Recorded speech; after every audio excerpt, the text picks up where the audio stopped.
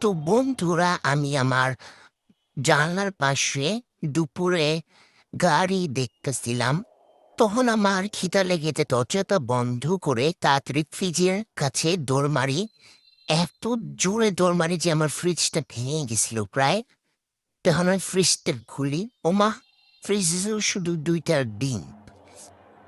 সমস্যা নেই, ওপরে হয়তো কিছু আছে দেখি, ওমা, ফ্রিজ করে পুরো সাদা চকচকা। বন্ধ করো শালার শালা।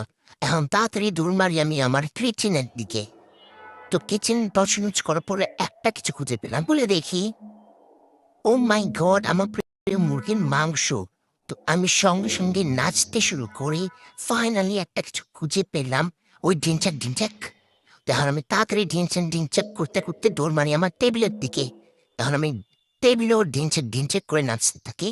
নাচতে নাচতে আমি আমার একটু বাটিটা নিয়ে নিই, কারণ এখন আমি রান্না করতে যাচ্ছি, মানে গবেষণা করতে যাচ্ছি যে ঝাল মুড়ি। তো এর জন্য আমি নিয়েছি মুড়ি। আর মুড়ি নেওয়ার সময় আমি নাচতে নাচতে পাগল হয়ে যাবো, নাচবো নাচবো আর গাইবো। এখন আজকে আমি বানাবো খুবই সুন্দর সুস্বাদু ঝাল মুড়ি। তখন আমি এই মুড়ি নিয়ে নিই সাইড থেকে। এই মুড়ি যত শক্তি আছে সব প্রয়োগ করে ফেলবো, দুই হাত দিয়ে ক্যামেরা ভেঙে ফেলবো।